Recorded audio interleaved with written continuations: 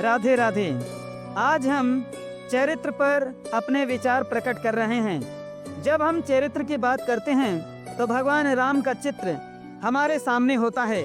मर्यादा पुरुषोत्तम राम एक पत्नी व्रती थे। सीता त्याग के पश्चात जब अश्वमेध यज्ञ का अवसर आया तब भगवान राम ने माता सीता की सोने की मूर्ति बनवाकर यज्ञ को पूर्ण किया, किंतु दूसरा विवाह नहीं किया।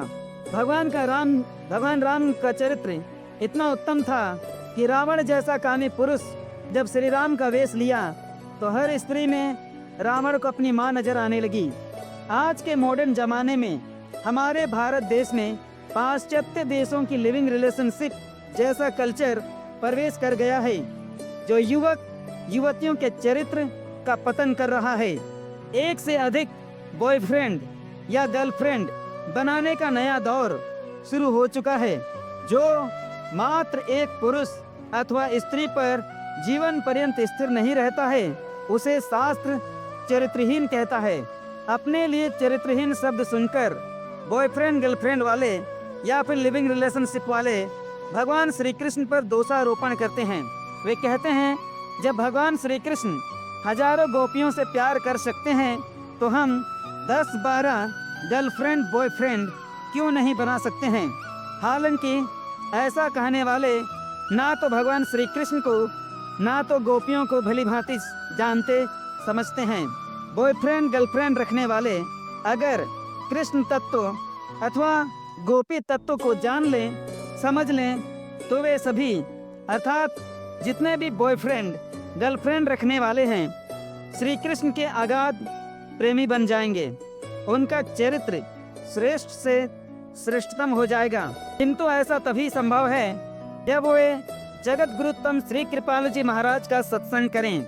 श्री कृपालु जी महाराज का सत्संग अगर लूज कैरेक्टर वालों को मिलने लगे तो वे भी चरित्रवान बन सकते हैं। जो सूरदास चिंतामणि नामक वेश्या पर फिदा हो गया था, उसी सूरदास को जब वल्लभाचार्य जैसे गुरु का सत्संग प्राप्त हुआ तो वह परम वैरागी बन गया, अर्थात श्री कृष्ण प्रेमी बन गया।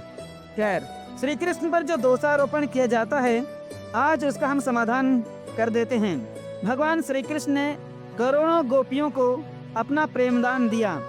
16,108 पत्नियों से 10-10 संतानें उत्पन्न किया, अर्थात 1,61,080 बच्चों के पिता बने श्री कृष्ण। ऐसा होने पर भी भगवान श्री कृष्ण अखंड ब्रह्मचारी हैं। आप लोग सुनकर हैरान हो रहे होंगे कि भगवान श्री कृष्ण अखंड ब्रह्मचारी कैसे हो सकते हैं। श्री कृष्ण के 1,61,080 बच्चे क्या आसमान से टपके थे? जी नहीं, ये बच्चे आसमान से नहीं टपके थे, 16,108 पत्नियों के गर्भ से निकले थे। किंतु हमारे शास्त्र कहते हैं श्री कृष्ण अखंड ब्रह्मचारी है। यह बात आप लोगों की समझ से परे है। भला करोड़ों गोपियों का प्रेमी, 16,108 पत्नियों का पति और 1,61,080 बच्चों का बाप अखंड ब्रह्मचारी कैसे हो सकता है? श्री कृष्ण कैसे अखंड ब्रह्मचारी हो सकते हैं? यह तो हमारे गुरुवर श्री कृपालु जी महाराज ही विस्तार से आपको समझा सकते हैं। महाराज पंचाध्यायी पर श्री कृपालु जी महाराज के 9 वीडियो उपलब्ध हैं। साथ ही साथ महाराज पर पुस्तक भी प्रकाशित की गई है। आप लोग चाहें तो उन्हें पढ़कर समझ सकते हैं कि किस प्रकार श्री कृष्ण अखंड ब्रह्मचारी हैं। खैर, हम आपकी लौकिक बुद्धि के अनुसार बताते हैं। हमारे संसार में कबूतर सबसे अधिक मैथुन करने वाला पंछी है, जो अपनी कबूतरी के साथ एक दिन में 20 से 22 बार संभोग करता है। इसके विपरीत मोर ऐसा पंछी है जो मोरनी के साथ कभी भी संभोग उर्फ मैथुन नहीं करता है। अतः मोर अखंड ब्रह्मचारी है। मोर अखंड ब्रह्मचारी होते हुए भी अपने वंश को बढ़ाता है। मोर के अश्रु को पीकर मोरनी गर्भ धारण करती है। जरा आप लोग सोचिए, मोर एक प्राकृतिक पंछी है, ब्रह्मचर्य का पालन करते हुए भी अपने वंश को बढ़ाता है, तो फिर योगेश्वर श्री कृष्ण के लिए इसमें क्या मुश्किल है? श्री कृष्ण संकल्प मात्र से अनंत ब्रह्मांड की सृष्टि कर देते हैं। 1,61,080 बच्चों को बिना मैथुन के उत्पन्न करना तो योगेश्वर श्री कृष्ण का खेल मात्र है। जो लोग श्री कृष्ण को भगवान नहीं मानते हैं वे श्री कृष्ण को योगी तो अवश्य मानते हैं, अतः इसे योग का चमत्कार भी कह सकते हैं।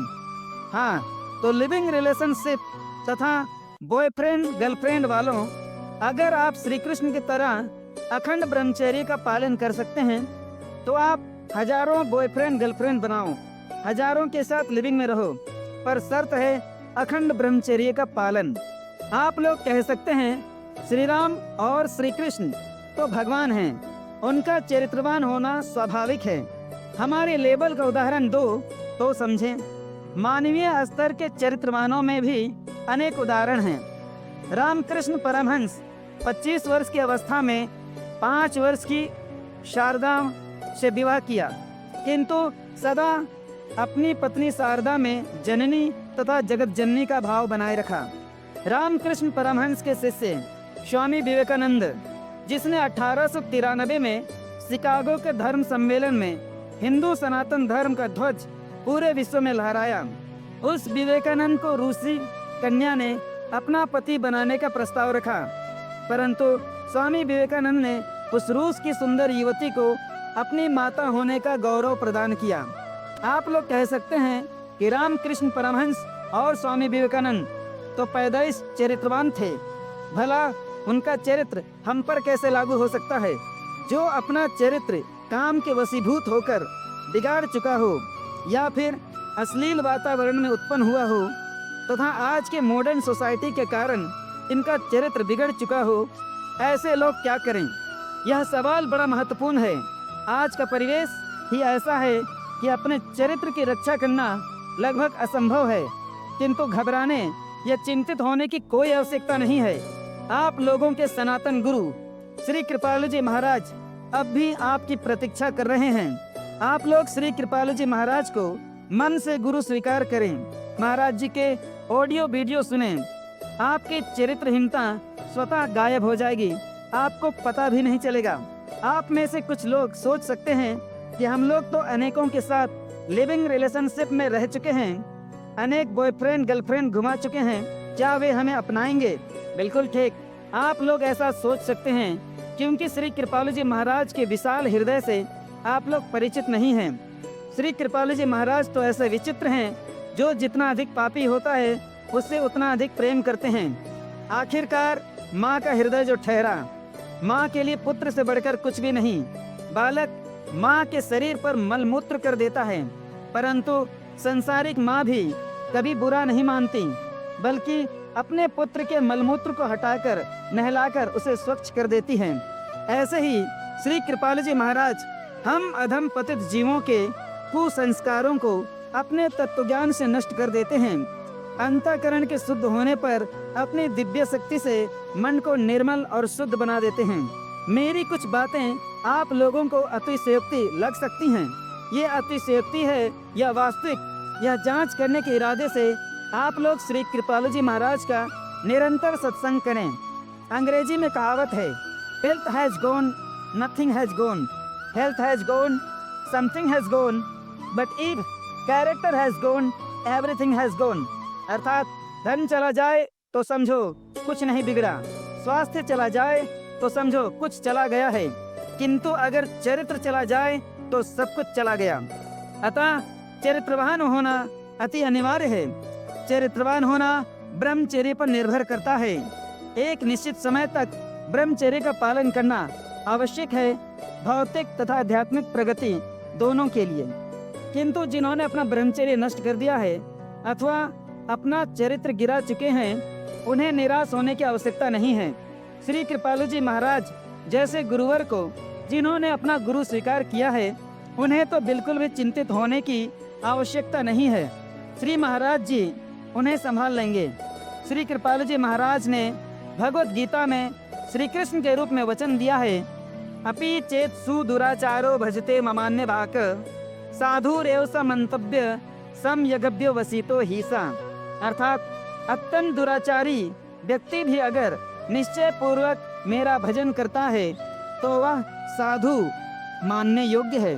अतः जितने भी लिविंग रिलेशनशिप में रह चुके हैं अथवा जो अनेक बॉयफ्रेंड गर्लफ्रेंड के चक्कर में पड़ चुके हैं, वे श्री कृपालु जी महाराज के शरण में रहकर अपना जीवन सार्थक कर सकते हैं। काम वासना में जो सुख की अनुभूति होती है, उससे भी कई गुना अधिक सुख की अनुभूति हमारे गुरुवर श्री कृपालु जी महाराज आपको करवा सकते हैं। आप लोग काम वासना की सुख अनुभूति के लिए ही तो बॉयफ्रेंड गर्लफ्रेंड बनाते हैं। इससे भी कई गुना अधिक सुख की अनुभूति हमारे गुरुवर आपको करवा सकते हैं। राधे राधे।